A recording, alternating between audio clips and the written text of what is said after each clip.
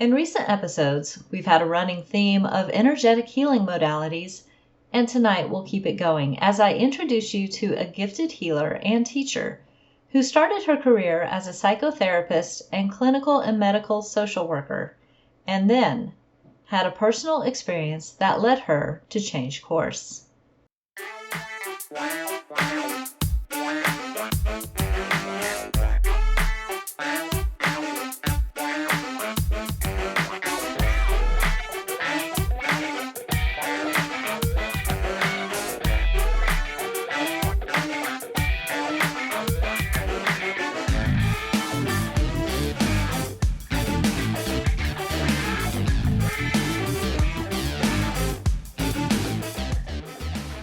Welcome to the Peep Podcast.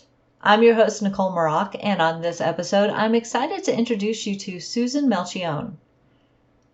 One theme you might have noticed by now in these episodes dealing with healing modalities is that all our guests have had dramatic personal experiences that have led them to start a journey of discovery, learning, and eventually becoming teachers of their preferred ways of helping others to heal. To me, it makes so much sense, and I can relate. When something works for you in such a way that brings healing and joy to your own life, it's only natural to want to share it with others. And so we have the opportunity to meet these enthusiastic healers and hear their stories, and decide for ourselves whether each modality might resonate with us. I invite you in these episodes to listen with an open heart and an open mind, because that is how we learn best. Susan Melchione is an intuitive healer, spiritual teacher, and speaker with an extensive background in psychotherapy. She combines intuitive spiritual messages and guidance with energy work, including Reiki, Archangelic Light, energetic cord cutting, and Chakradance, assisting her clients with naturally removing anything that is blocking their ability to receive balance, clarity, spiritual and intuitive and psychic development, and healing. Susan also teaches classes in Reiki, Archangelic Light, meditation, meditative movement, and more. Find the link to her website in the show notes to learn more. Let's dive in with Susan. Hi, Susan. How are you doing tonight? Hi, I'm great. Awesome. I am so thankful that you took the time to come and join me on the Pete podcast. I have a million questions for you, but the first one I'm going to start with is, how did you get started with energy healing? Okay. Well, I'll try not to go back too far, but what I want to start with is the fact that, like every empath that I know, I have always had this feeling of wanting to help people, right? So that's always been a thing for me. And then, like, as I grew, I was like, oh, and I got to know about my soul. I'm like, oh, it's my soul's purpose to help people. I want to learn the skills to help people. Oh my goodness, right? And then I went into social work. And when I was going to social work school, somehow around that time, I found myself spending a lot of time in the New Age section of the bookstore. Remember when it was called that? Mm-hmm. And reading about Reiki and meditation and things like that. And so I started meditating, and we're going back about, over 30 years ago now, meditating on and off, learning about Reiki and energy healing, things like that. Never really pursued it so much. Did my social work thing, the psychotherapy and, medical social work and clinical social work, all that good stuff. And it really wasn't until I needed it for myself that I was exposed to a chemical that affected my health. My mom had just passed, and multiple other difficult things in life were happening at the same time. Traditional medicine was not working for me for my health issues. And so I was like, I think I have to check out Reiki. And so I had a Reiki session, and I physically felt worse after the session. I had a lung condition and my chest hurt more afterward.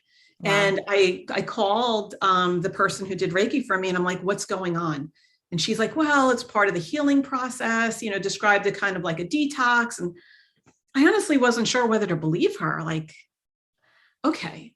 So I'm like, okay, now I still can't breathe. My chest hurts more, but it was like after like a day or so after that session, I was like, why am I emotionally okay?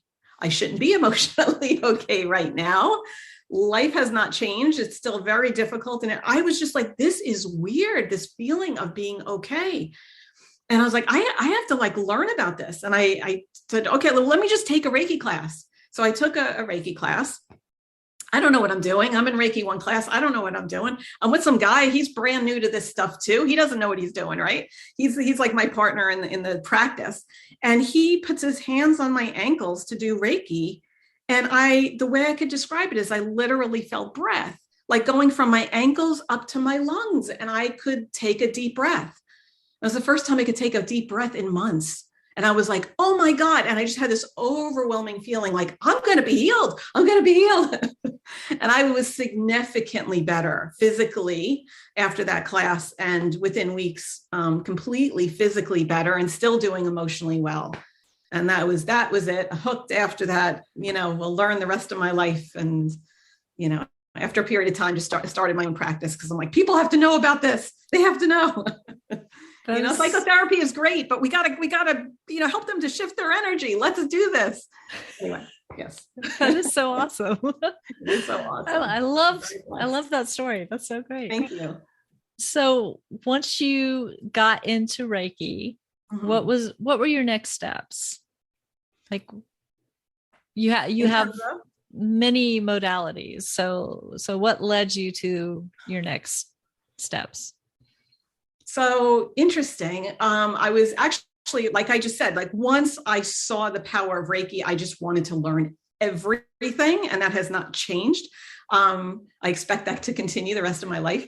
During a shamanic class, and I don't do shamanic work, but I was taking a shamanic class among other classes.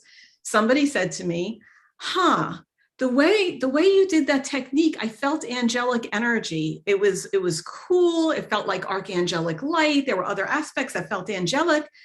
And I was like, oh, but I want to learn everything, but how many things am I going to do at once here? And I'm like, well, okay, but I have to now take an Archangelic Light class, right? And on very rare occasion, when meditating, I would see like a vision, maybe a sunflower or something. But then when I took the class, even during class, I started getting all these visions. So not only was energy flowing, but now it's like it's opening up my third eye chakra. And I'm like, oh my God, right? So of course, I'm a big fan of Archangelic Light. Initially, primarily for that reason, for the reason of opening up the third eye, but of course, then over time, connecting to the archangels and the divine feminine, the power of the energy healing itself.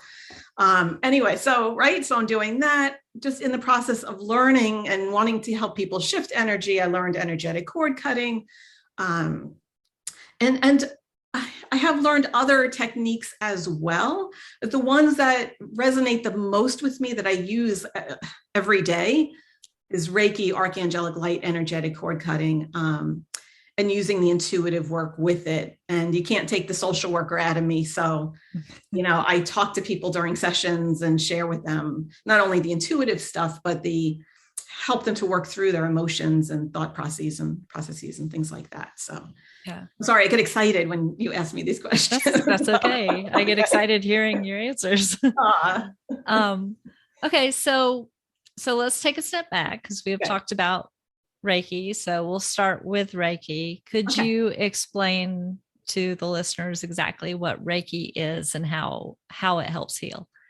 Okay. So Reiki is a form of energy healing, right? It's also called a biofield therapy. And my understanding is that we as a human have biofield.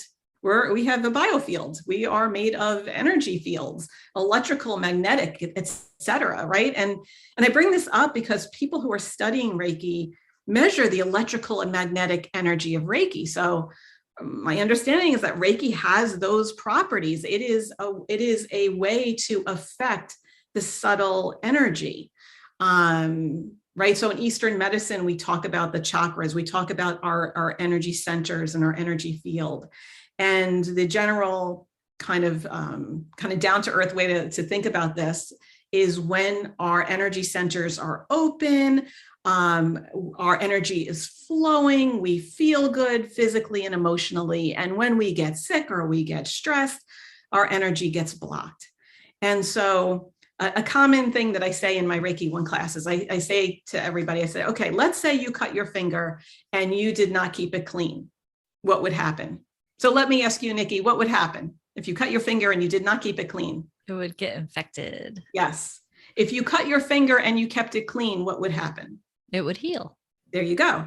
And so I believe that our biofield, our energy is in a natural state of healing all the time. That's our natural state. And what Reiki is doing is it's the cleaner in many ways. To me, it's both the cleaner of our energy. So we're setting up the environment so we can go back to our natural state of healing. And it's also bringing in what I consider to be high vibrational energy. People call Reiki life force energy. And to me, this is a high vibrational energy, which I associate, just because I do, with the energy of love, because that's such a high vibration energy. And it's all around us. We have such easy access to this energy that I don't know. I know so many little kids right now who just, Reiki is flowing through them. They didn't even take a class, right? And somebody like me, I needed the class to kind of remind me to open up and allow myself to access this energy. So this energy that simply flows through the practitioner. And so I say to people, think about when you give Reiki as when you charge your cell phone. You don't have to have any belief or even knowledge of what's going on behind that electric socket, right? You just need to connect to the energy, to the source. And the receiver is the cell phone. And so when you give Reiki, you're just the cord. You're allowing this to flow through you, again, helping that person's energy, however they choose to receive it, to flow through them, to unblock their energy center so they could be back in their natural state of healing. So that's a very good explanation. Thank you. Yes. So, okay, Reiki is one modality. Mm-hmm. Another modality that you talked about is Archangelic Light. And so what exactly is that, and how do you use that to heal? Okay. There are so many forms of energy healing, and I believe they are all awesome. So Archangelic Light is another form. It is believed to be the energy of the divine feminine brought to us through the archangels. So there is how I like to describe Reiki is like, the best hug. And Archangelic Light is the best hug from the best mother. It's got that maternal, almost everybody's like, oh yeah, like everybody knows that difference between the hug, which is awesome, and then the mother hug. It's a different feeling to it. It also is high vibration energy. Reiki is typically warm. Archangelic Light is typically cool. It feels very different when I, train my students. I have a lot of students that take both modality trainings, and they're like, Reiki has this whoosh, whoosh feeling from your hands. That's how I describe it. And Archangelic Light is more like this airy flow, your palms, but also your fingertips, and this tingly feeling. And even people who are sensitive and really can feel the energy flow through them, it's a different kind of feel to it. I think of Archangelic Light like, kind of like, how moms are. Like, they can come across as very gentle, and the energy can feel very gentle, but when we're dealing with my child, I mean business kind of thing, right? You don't mess with Mama Bear. And so Archangelic Light takes care of business. Archangelic Light goes right to that root cause for healing. Reiki can absolutely go to the root cause for healing. Sometimes it feels more like it goes through layers. Yeah. Archangelic Light feels more directly root cause. We're kind of dealing with it that way. And so I love having both modalities. And I do sometimes have people that will ask for one or the other, but really most people are open to whichever energy their higher self draws through me.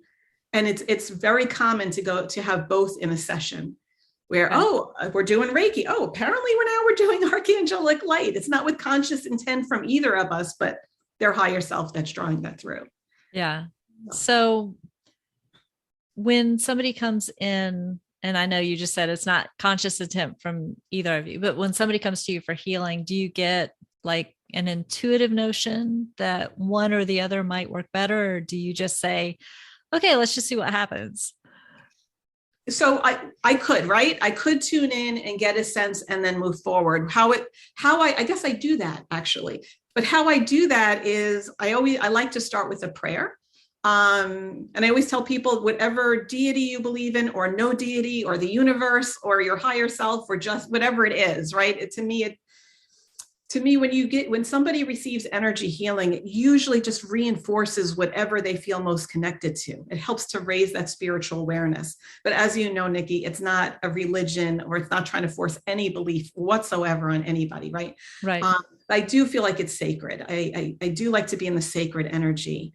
And so I do start with a prayer. And by the end of the prayer, I do kind of a long prayer. By the end of the prayer, something is flowing. It's either Reiki or Archangelic Light.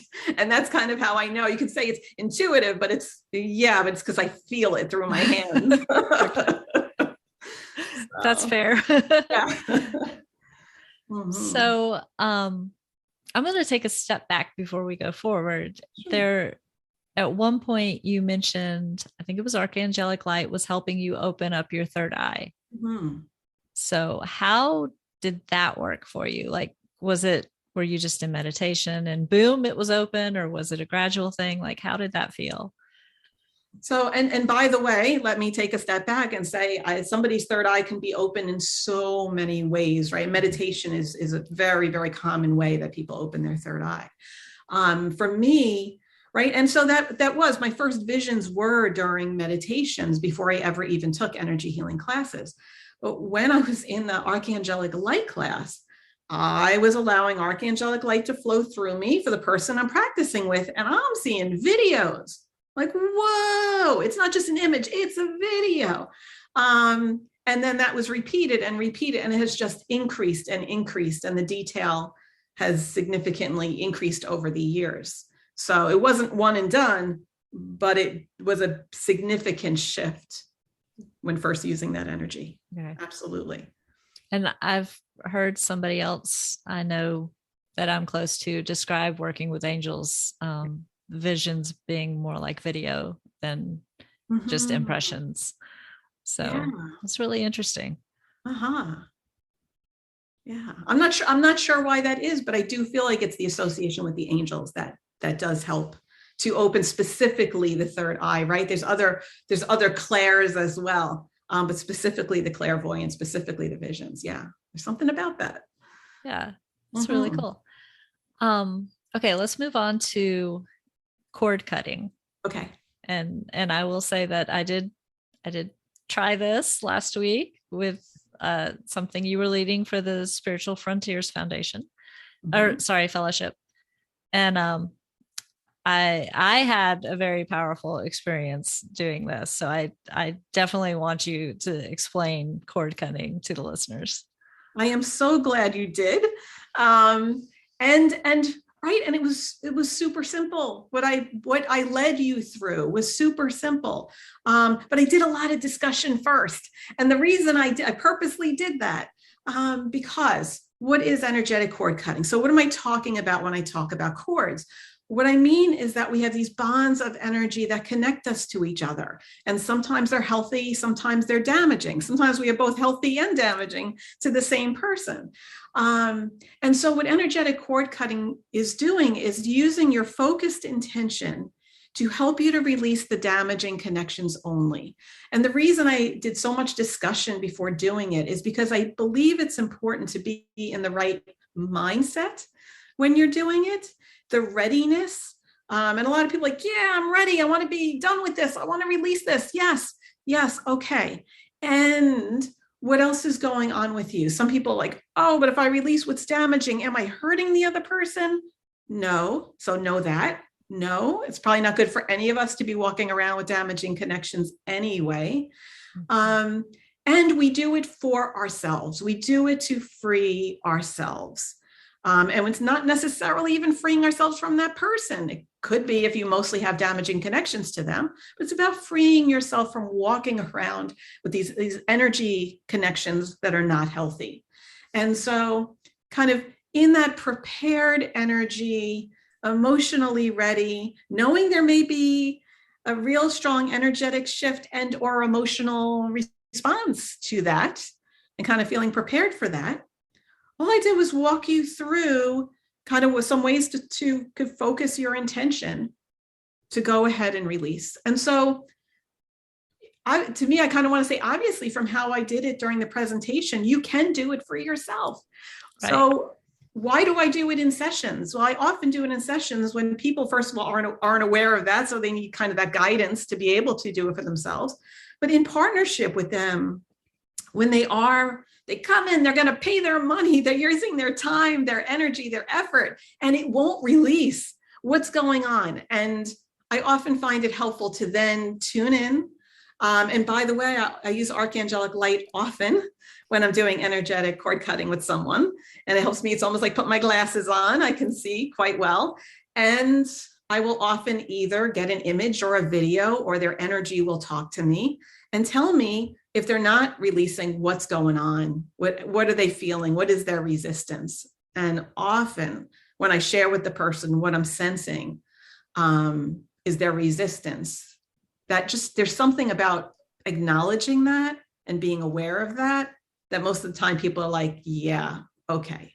And they're able to release the resistance. Sometimes it's not that easy. And they're like, okay, now I know what I need to work on. But once that resistance is released, then the cord releases easily with that. Very cool. Mm-hmm. I know we're going through this really fast, but I'll probably double back with other questions. Sure, but sure. As we're going through modalities, you mentioned one that I have to ask about because I've never heard of this before. I'd never heard of cord cutting until last week, but this one sounds like fun. Chakradance. Chakradance. So Chakradance is a modality that was actually developed by Natalie Southgate in Australia that I came across several years ago and got very excited about it. And I taught it in person for years. And now I'm about to launch an e-course so people can do it at home, and yet we'll still come together on Zoom and share and have that holding space. But anyway, what is it? So it is a movement therapy. It is a way to connect with your chakras, with your energy centers, to help you to open up your energy centers, to help you to get more in touch with yourself. And I'm going to say there's so many aspects to it. One of the most powerful aspects for me was it has helped me to get in my body more. I tend to live from a very upper chakra place, very celestial. I love to be up there with the angels and forget that I have a body, but like, I need the body. I need to feel at home in the body. And Chakradance has helped me to feel more embodied in the best way. So what is it? What it is music that is the frequency of the chakras, right? So it has the right hertz or whatever that's called, the frequency for a particular chakra, guidance that is resonant with the energy of the chakra. So, right. So root chakra, right? Amongst so many other aspects of the root chakra, it's about connecting with Mother Earth, the energy of the mother in that way. And connecting to your own physical body, et cetera, right? And each chakra, I won't take your time to go through each chakra's, main aspect. But for each, we start with going through all the chakras, and then another session will be the root, and then we keep working up to the crown, and then the final is integration of all the energies. And so what do? You have the music that resonates with the frequency of that chakra. The music has guidance similar to a guided meditation, right? And it is your own spontaneous movement, which is the whole idea. When we're doing this in person, which we still can do, is you can either have an eye mask or a darkened room. And because it's not about, I'd be up in front of the room, but it's not about watching me or any, I would just be up in the front to make sure nobody's bumping into each other, right? While we're doing this. But it's not about watching me or anybody else. It's about being deep in your own meditation and feeling how the meditation moves your body, and the movement itself is releasing and connecting at the same time to that energy of the chakra. And so interesting when, and then what we do is after we do that spontaneous / guided, because I would guide people, but I say spontaneous because I could be like, oh, we're at the heart chakra, open your arms. And I'd have people in prayer position, some people sitting on the floor. I mean, you could do whatever your body and your energy wanted you to do, right? And then when we're done with that portion, we would sit and we'd have colored pencils, paper, and a circle. And you do mandala art. And you draw the energy of your chakra in that circle. And then we share. People share whatever they wish to share. And we would share together. And, is when people are feeling so good about a particular chakra, usually they were doing well with that chakra. When they were like, yeah, the music, I felt a little stunted, usually because they had work to do in that chakra. So it's another way to learn about yourself too, and your energy. Anyway, I could go on and on. It is fun. It is fun. It's invigorating. I always feel energized when I do it, no matter which chakra, even if it's not a particular, chakra that you would expect to feel super energized with. I felt energized. I feel energized after every chakra and more connected at the same time. So. That sounds like fun. It's fun. It's fun. It's fun. It really is. It really is. And connecting with other people who just kind of did that experience together, and the same energy of it all. It's so beautiful. It's beautiful. Yeah. Yeah. So for all of these things, I'm going to put a link to your website in the show notes. So it's really easy for the listeners to just click through and visit your website for more information. Great. You said that you were going to do an e-class for Chakradance? Yeah, how this is going to work is people sign up, I'm going to send them the materials so that they have their own MP3. And the reason for doing that, instead of just doing it over Zoom and we're doing it together in that way, is because the audio is so important. And audio over Zoom with music, does not always work so well. So that's the main reason. Of course, also people's schedules, but we'll have it where it's like, okay, within this time frame, do this meditative movement, do your mandala art, etc. And then we're going to come together, and we'll share together. Nobody has to share their art. You can if you want to. You don't have to. But we'll share together what that experience was like, so we can help each other to grow and learn, etc. Yeah, that's coming probably in the next month or two, probably May, maybe June. It's in the works and it's almost ready. Okay. Yeah, it sounds like something you would have to prepare for to be able to send out all the MP3s and everything. Yeah. Okay. So of all of these different modalities, this may be a difficult question, and I don't want specific names or anything like that, but could you give some examples of some pretty surprising or dramatic healings that you've been a part of? Yeah. Okay. I'm going to tell you why I'm not struggling to give you answers. I'm struggling to preserve confidentiality. Right. How I typically talk about things is I kind of take a conglomerate and I share it, but oh man, do I want to just share real life stories with you? And so, right, I'm struggling, but I think I have to honor the confidentiality over. Of course, I wouldn't share names. Of course, I wouldn't. Right. But I still feel like somebody might go, "Oh, I know a person who had that diagnosis." Okay. And I don't know that it's fair publicly to share their story. So what can I tell you? I can tell you, oh my goodness. Right. I shared my own personal healing, how Reiki physically healed me. I have other super powerful experiences with Reiki and or Archangelic Light. My first real powerful physical experience of healing with the client was with Archangelic Light. I actually saw their medical condition, which is quite serious. I saw released from their energy field. And I didn't even tell the person because I thought that's symbolic. And, I'm glad she's getting healing.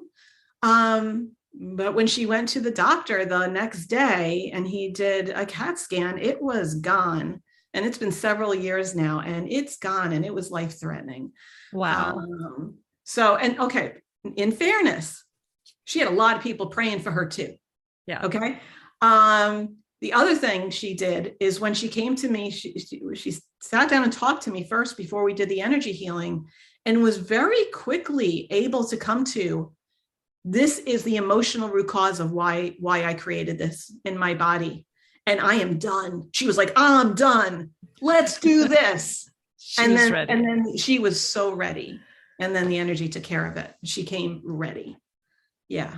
That's awesome. I got chills when you said that, like, just amazing. I feel so, so blessed to have the opportunity, right? To allow this energy to flow, these energies to flow through me, and to connect with people who are ready to receive. And I can give you a whole bunch of stories as well, how people just, more peace in their life, less anxiety,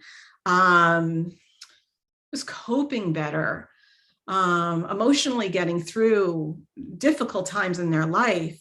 I mean, so emotionally, physically, spiritually, mentally, on every level, energy healing helps.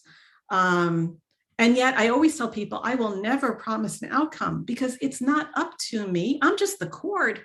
It's up to the person, right? And their divine plan and what they're ready for now.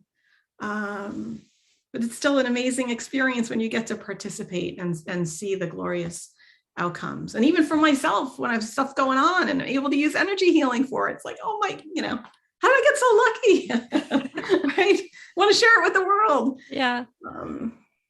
Because I imagine as the energy flows through you as the cord, it's also working for you, because it's hard for it not to leave some sort of, this is the wrong term, but like energetic residue on you as it goes through.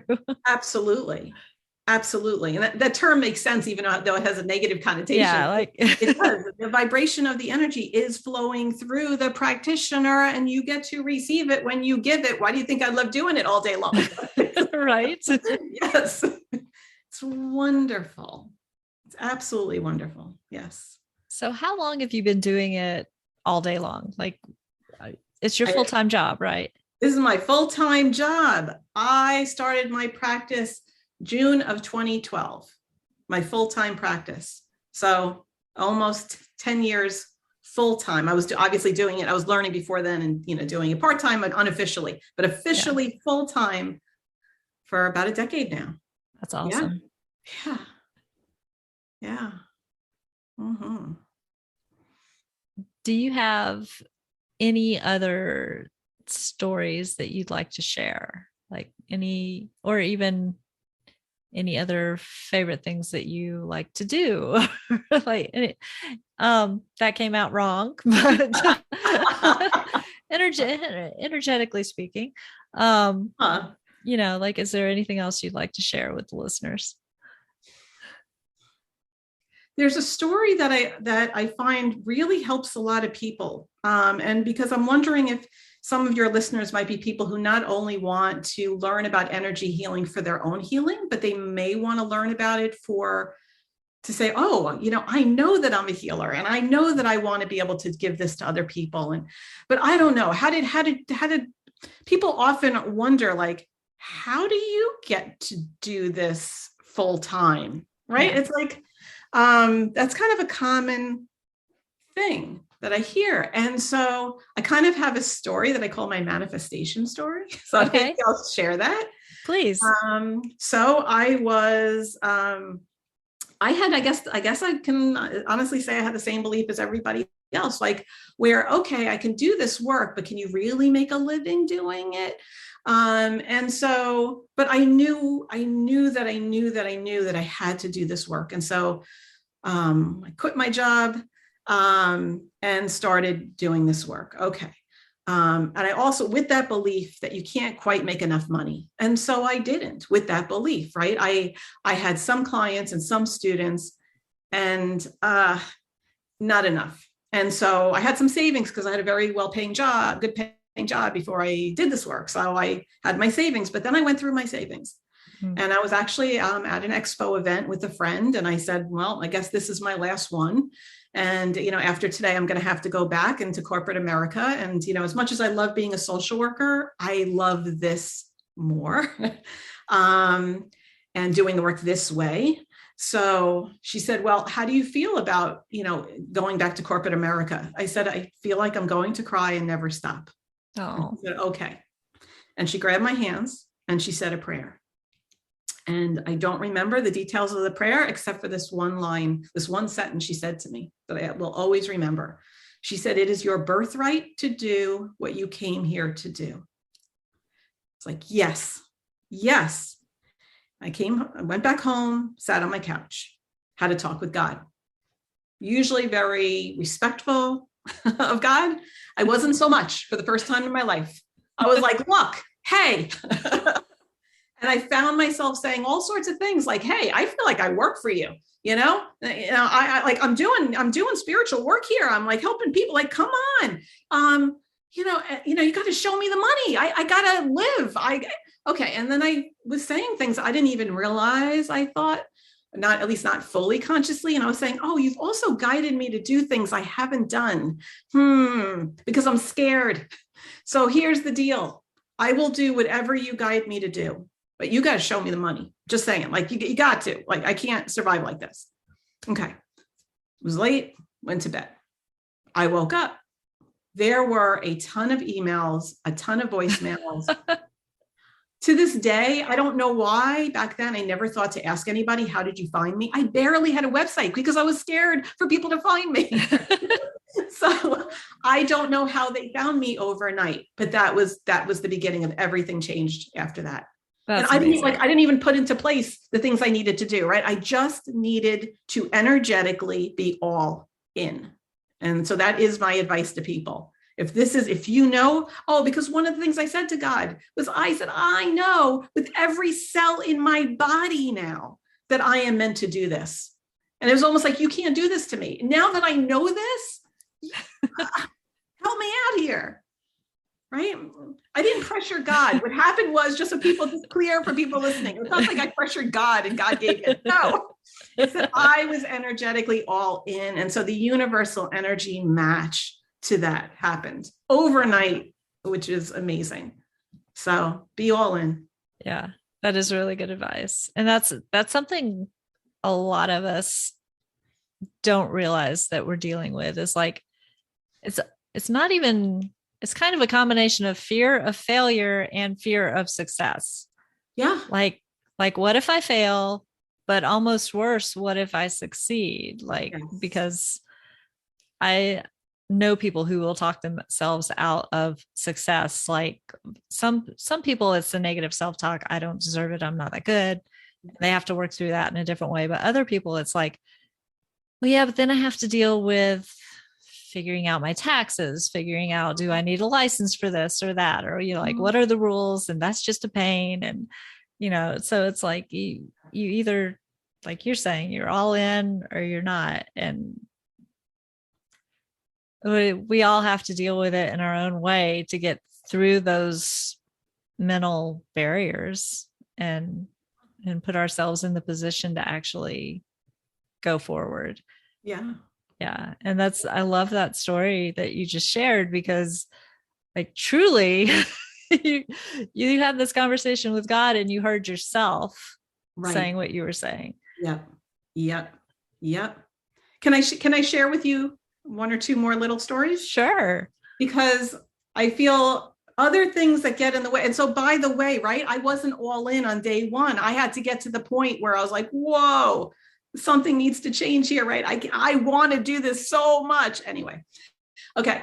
I feel like two other things I really want people to know, if they're thinking about doing this work, is you can do it as the empath that you are. And I say that because so many people attracted to this work are empaths. Mm-hmm. And you can learn about energetic boundaries and find ways to do this I actually take on less than I did before I knew about all this stuff.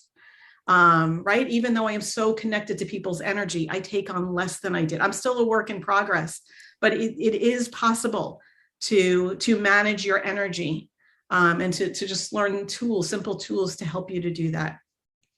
And I think one of the other not as common fears is, but still common enough, is people's fear of, oh my God, if they become too intuitive, too psychic, like how kind of scary that can be, this whole paranormal world, right? And so I have found that you can set your energetic boundaries around that as well, for what you are ready for and not ready for. You kind of just sit down with yourself and be clear. This is what I'm ready for, and this is what I want to receive. And this other stuff, not so much yet. And even if you do, like I had a time where I was like, I want to see visions or spirits or something with my eyes open. And then I did. Then I learned I don't want to do that because it wasn't super clear to me that was not in the physical for a moment, and that does not feel good. And so I was like, no, I don't want to do that anymore. I only want to see what's going to be of healing and helpful for people, for me to see, with my eyes closed, with my third eye. And so that is honored. It is amazing. I want to tell people it is amazing when you're clear with yourself and your energy, the universe matches it. It is honored. And so don't stop yourself because of that fear. Yeah. That's really good advice. And I will say that is something that I have struggled with as an empath and an intuitive. And it took me through my 20s to learn how to put my psychic walls up. So I wasn't walking around feeling everybody's energy and everybody's physical pains. And then once I learned how to do that, that was great. But then I wanted to go do paranormal investigations, and I've done that for over a decade now. And, there is that, I want to be able, I naturally can feel when there's a spirit present, but I want to know more than just that there's a spirit present. I want to try to get more information, but at the same time, I don't want to see anything scary. I have a vivid enough imagination. I don't like horror movies. People are surprised when I say that, but like as an empath, you don't want to experience that stuff through somebody else. So I hate horror movies. I hate gory stuff, anything too intense.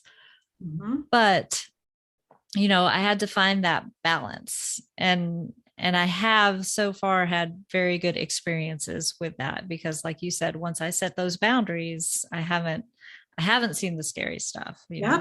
I've gone to some places where if you were going to see the scary stuff, that's where you would see it. Right. And the most I've seen is shapes of a human, like the outline. Somebody would call it shadow people. I think it's just because I saw just the outline in the quote unquote shadow, because I did not want to see the part of that would be gory or frightening, or right. So yes, I'm right there with you. The universe will accept your boundaries. Absolutely. Thank you. Thanks for sharing that. Yeah. Definitely going to, like I said, link to your website in the show notes. And so anybody who wants to learn more about your services and what you teach and anything else you're doing, they can head over to your website and take a look. And I just really appreciate your being here. Thank you so much for sharing everything with us. Thank you. It's been a blessing, truly. Thanks, Nikki. Thanks again to Susan for joining me, and thank you for listening. If you have an idea for a show topic, or you'd like to share your own paranormal or spiritual experiences on the show, please use the contact form at peeppodcast.com to reach out to me. That's PEEP podcast.com. Remember, that stands for People Experiencing Everyday Paranormal. You can keep up with the show on its Facebook page, facebook.com/peeppodcast, We have a group linked from that page in case you're interested in joining the conversation. One thing to note about that group is that I only approve group members who answer the questions, and unfortunately, Facebook doesn't keep a list of people who'd be interested in being on the show. So if you said yes to that question, please get in touch through the website. If you enjoy the podcast, please give it some rating love on your favorite podcast app. Share it with friends and subscribe so you don't miss an episode. Doing so will help the podcast be found by others. Special thanks to everyone who has given the show some love. I really appreciate it. The Peep Podcast is 100% free to enjoy, but it's not free for me to create. So like many other independent podcasters, I'll happily accept donations. If you're interested in supporting the show financially, you can join me on patreon.com/Nicole Maroc, where I'm eagerly awaiting my first patrons. Or message me for my Venmo handle. All donations will be received with humble gratitude. No matter how you support the show, listening, telling others about it, financial assistance, or any other way, I absolutely appreciate your being here. Thanks again for listening. Stay safe and be well.